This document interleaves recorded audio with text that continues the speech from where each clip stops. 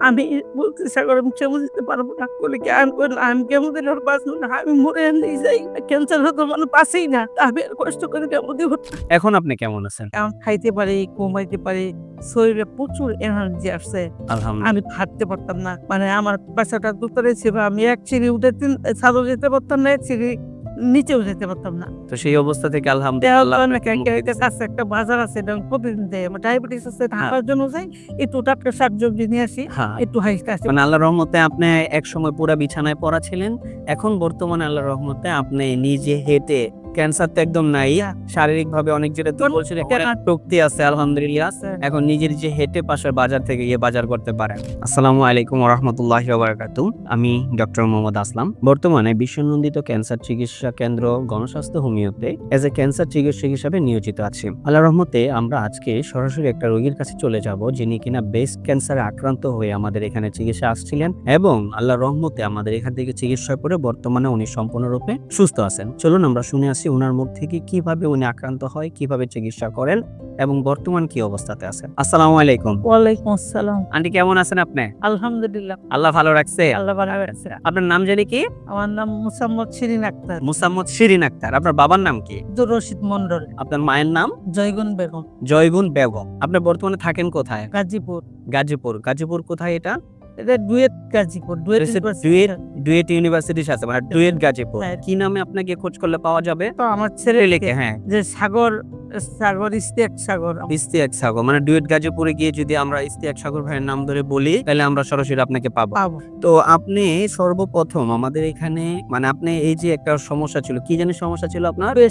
Breast cancer ছিল। প্রথমে tumour ছিল। প্রথমে টিউমার ছিল, পরে সেটা ক্যান্সারের রূপ নিয়েছে। এটা কতদিন আগে? টিউমারটা প্রায় 13-14 বছর 24 সালে আইসা ডিসেম্বরের দিকে দিকে। সম্ভবত আপনার এটা আবার যখন টেস্ট করলেন, হিস্টোপ্যাথোলজিক্যাল টেস্ট আমরা করছি, সেটাতে দেখা গেল যে এটা অলরেডি ক্যান্সার ধরা পড়েছে। হ্যাঁ। আচ্ছা, তো ক্যান্সার হওয়ার পর আপনি কি অবস্থা ছিল, কি কি চিকিৎসা নিয়েছেন? আমি অনেক জায়গায় গেছি, তারপরে দেখি অনেক টাকা খরচ লাগে। পরে মহাখালীতে গেলাম, ওখানে কথাবার্তা বলে চিকিৎসা শুরু করলাম। ওখানেও টাকা লাগছে, অনেক টাকা ছাড়া হয় নাই। তারপর চিকিৎসা চললো, 5টা কেমো দিলাম। 4টে দিছি আমি, মোটামুটি নিতে পারছি। আচ্ছা, কিন্তু 5টার সময় আমি আর নিতে পারতেছি না। কি সমস্যা হয়েছিল?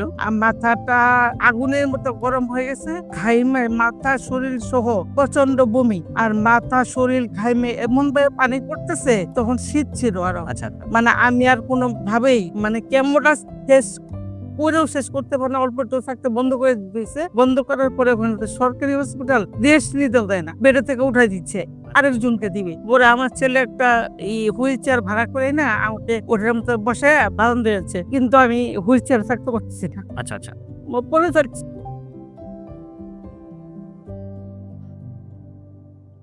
পরে আমার ছেলে মানে আমাকে ধরবে নাকি একটা গাড়ি ঠিক করবে নাকি মেনতে পারছেন না ভাবে কেন করছে সিচুয়েশন বুঝে।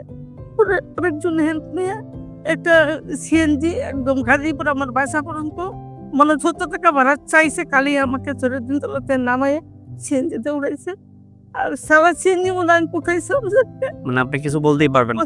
আচ্ছা, আচ্ছা, পরে বাসায় এলার পরে অনেকক্ষণ পরে আস্তে আস্তে একটু হয়েছে, কিন্তু আমি কিছুই খাইতে পারতাম না। আচ্ছা, মুখে ঘা মারিয়ে দিয়ে জিহ্বা এত পরিমাণে ঘা, আপনি এমনি পানি খেলেও খাইতে পারবেন না। আচ্ছা, আচ্ছা, এমন অবস্থা হয়ে গেছিল। তারপর বমি, মানে আপনি যাও শুধু ভাত খাবেন, তাও বমি হলে কি খাওয়া যাবে না। হ্যাঁ, বমি, প্রচন্ড বমি। আমি শুধু সারাদিন একদিন শুয়ে থাকি, কিছুই খাইতে পারি না। আস্তে আস্তে শুকাইয়া মানে এমন হয়েছে আমি বাথরুমে যেতে পারি। আচ্ছা, আচ্ছা, ওরা আমাকে এমন থাকতে পরে আমি বললাম যে যখন 6 নম্বর কেমো টাইম আসতেছে, আমি বলতে সাগর আমি কেমো দিতে পারবো না। বলে কি আমি কইলাম আমি কেমো দিলে ওর বাঁচবো না। আমি মরে এমনি যাই।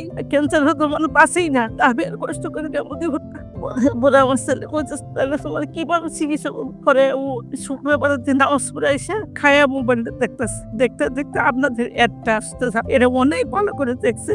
আমার মাইসে বলছে আম্মা একটা কথা, আমি তুমি কি ভিডিওটা দেখবা? আমি কি ভিডিও কোন দেখো। পরে আমি দেখছি, আমি দেখে দৌড়ো ঘুমে কামনা ঘুমে খাইলে ভালো হয় না বোধ ঘুমে কামনা আল্লাহর উপরে বিশ্বাস করে চলো আমরা একটু যাই দেখে আসি। আচ্ছা, ওষুধ খাইতে হয় না। হুম।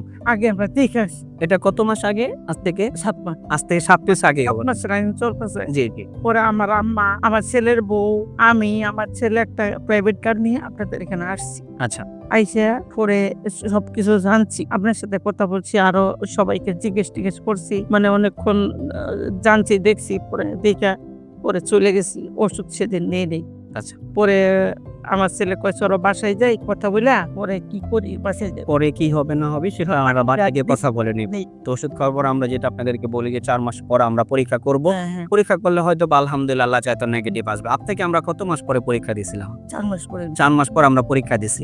তো আল্লাহর রহমতে আপনি 4 মাস পরে আল্লাহর রহমতে আপনি ক্যান্সার থেকে সম্পূর্ণ মুক্ত আছেন। এখন কি আপনি আল্লাহর রহমতে সম্পূর্ণরূপে ভালো আছেন?